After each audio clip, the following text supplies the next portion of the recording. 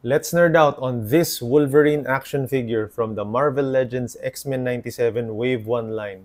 Marami nagsasabi na itong Wolverine na to ang isa sa pinakamagandang Wolverine action figures ever made. Tignan nga natin kung totoo. Wolverine comes in a blister pack, tapos yung card niya ay specifically designed para sa X-Men 97 line ng Marvel Legends. Tanggalin natin siya. Bala kong itago yung blister pack mismo tsaka yung card kasi feeling ko pwede rin siyang i-display nang nakalagay siya dun sa loob ng packaging. Para hindi masira yung kahon, butasan ko lang yung plastic sa ilalim tapos uhugutin ko palabas si Wolverine galing dun sa ilalim. And here he is. Nakakulong pa rin siya sa blister pack niya. Baba ko lang yung camera ng konti para makita natin ng maayos. And ayan si Wolverine. He comes with konti lang yung accessories na. Meron siyang isang extra head tsaka mga kamay. Kakasimula ko lang ulit mangolekta ng mga action figures kaya hindi na ako sanay magtanggal sa mga blister pack. So bear with me habang iniisa-isa ko to. Ito yung isang fisted hand niya. Kitang-kita yung pinaglalabasan ng claws. Tapos ito pa yung isang fisted hand. Let's check out yung ibang accessories. Si Wolverine comes with a pulled down mask. So ito yung maskara niya na kunwari tinanggal niya tapos sasabit mo yan sa leeg niya para nakahang yan doon sa batok niya. Mamaya papakita ko sa inyo kung paano gamitin yan. Tapos ito yung usually madalas i-display si Wolverine nung nakamaskara. At yan yung animated X-Men 97 head niya. Malaki yung mask na dito. May mga ibang Wolverine versions na hindi ganito kalaki yung parang pakpak ng mask niya. Pero ito talagang kinuha nila from the animated series. Medyo malaki yung kulay black na flap na nakalagay sa eyes niya. And finally, ito tinatry kong tanggalin mismo si Wolverine from the packaging. I'm keeping this in the edit kasi parang para sa akin ito yung magic moment pag ina-unpack mo yung figure eh. And there he is. The best at what he does. Wolverine from the X-Men 97 line. I like it. Isang tingin pa lang, hindi ko pa inuusisa ng maigi pero proportions-wise parang tama naman. Accurate dun sa show. Yung sa show malapit dun sa comics. Medyo short and stocky si Wolverine. Ayon sa Jim Lee trading card, ang kanyang height ay 5'3 lang dapat. So, medyo may kaliitan talaga si Wolverine. Lalo na kung ikukumpara mo sa ibang mga X-Men tulad ni Gambit at ni Cyclops. So, maiksi ang mga bias, pero batak na batak dapat siya. And I think nakuha naman nila yun dito. Ang ganda ng sculpt. Yan nga, ang iksi ng mga braso na. Pansin mo, merong parang sculpted na buhok sa braso. Tapos yung likod niya, galit na galit yung muscles, oh. Uy, teka lang, parang may mancha doon na itim, ah. Ayan, oh. Tignan mo maigi, oh. Konting mancha. Bale, that doesn't bother me so much. Overall, sa unang tingin, wala namang mga mali, wala namang quality control issues. Bukod doon sa maliit na blotch of black na yon, yung paint mukhang maayos naman. Gusto ko yung blue dahil hindi masyadong shiny.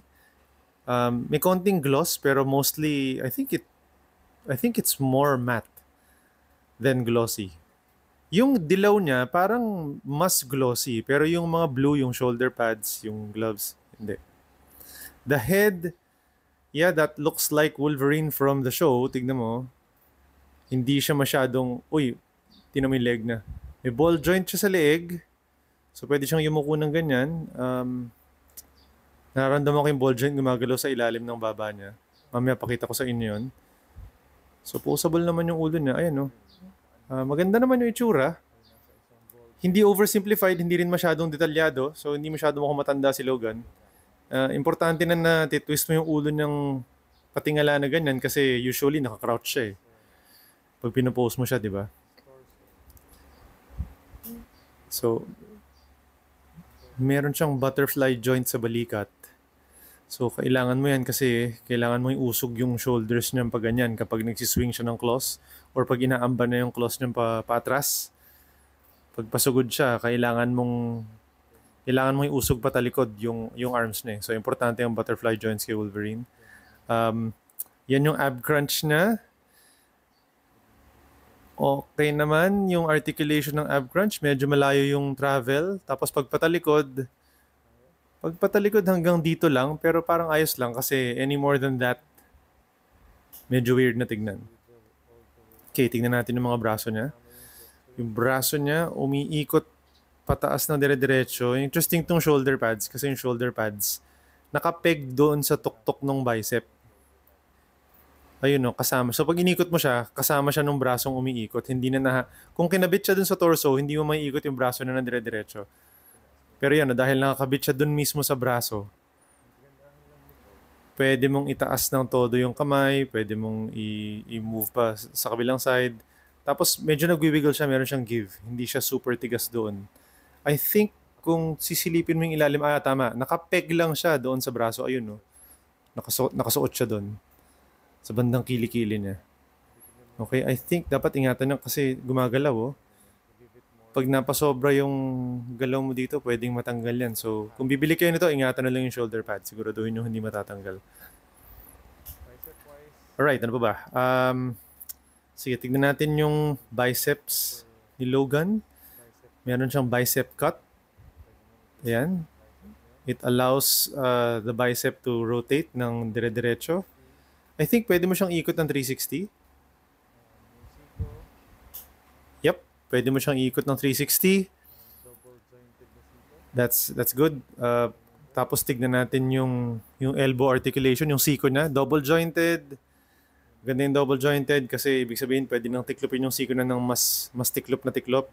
Although in this particular case, hanggang dyan lang yung kayang itiklop ng kanyang siko. Siguro dahil masyadong malaki yung bicep niya. Pero maganda dahil pinless. Hindi nakikita yung pin ng siko na. I like that. So important yan. Madalas mong gagawin yung pose na yan kay Wolverine. Yung nakaamba siyang ganyan. Yeah, this is looking really good. Isa pa, tignan nga natin. Yung claws niya hindi masyadong shiny yung finish. Medyo gunmetal gray. Now the waist swivel, interesting kasi nasa ilalim ng belt niya, yung cut sa waist. So kung nakadikit yung belt dun sa upper torso, tapos ayun yung cut sa ilalim dun sa may brief. So yung underwear ni Wolverine, pag tinignan mo sa ilalim, pag nakatwist siya, kita yung ilalim nung upper torso. Ang maganda dyan, yung underwear mismo, hindi lang siya naka-paint, naka-sculpt siya. So may korte siya, he splits this much. He can kick ng ganyang kataas. Kung pasisipain mo siya ng diretso, ganyang kalayo ang sipa niya. Tapos pag pinasipa mo siyang patalikod, hanggang dun lang dahil nakaharang yung puwet niya. Hindi mo siya pwede pasipain patalikod masyado. Meron siyang thigh cut, ayun no. Andyan. So pwede mong ikutin yung thighs niya. Yung hita niya pwede mong i-rotate para makakuha ka ng mas dynamic na poses. Tapos pwede mong ibalik doon para tama. Ayun yung ball joint ng leg. That allows you more articulation. Pwede mong i-rock yung leg niya whichever way you want. Tapos yung tuhod niya, double jointed rin. Pinless. Very good. Walang kitang pin. Nakatago. Ayan, no? So, kayang tumiklop ng tuhod niya ng ganyan kalayo. Okay. Medyo malayo naman. I like the boot. Yung pagkakagawa ng boot niya, yung ankle niya, ganyan kalayo yung stretch. Tapos pagpataas hanggang dito lang. I really like yung pagkaka-sculpt ng paa niya. Yung boot niya, mo ayun, no? Naka-emboss yung kulay black na line. Hindi lang siya pinaint over. Tapos hanggang yung nakatagong joint na yun, no? Naka-sculpt pa rin. At may black na line pa rin. So pag in-extend mo yung ankle niya, tuloy-tuloy yung black line na yun, hindi siya napuputol. Magandang attention to detail yan. I like that, no? So, ayun yung isang paa niya. Yung kabila, syempre, ganun din. Pwede mong tiklupin ng ganito kalayo. Dahil double jointed, and you're usually going to pose Wolverine ng mga ganyan, parang pasugod siya, tapos pag finastball special siya ni Colossus, malamala ganyan ang posing niya pag binabalibag siya ng mga malalakas na characters ng X-Men team. Para siyang lumilipad sa ere at handang manakmal.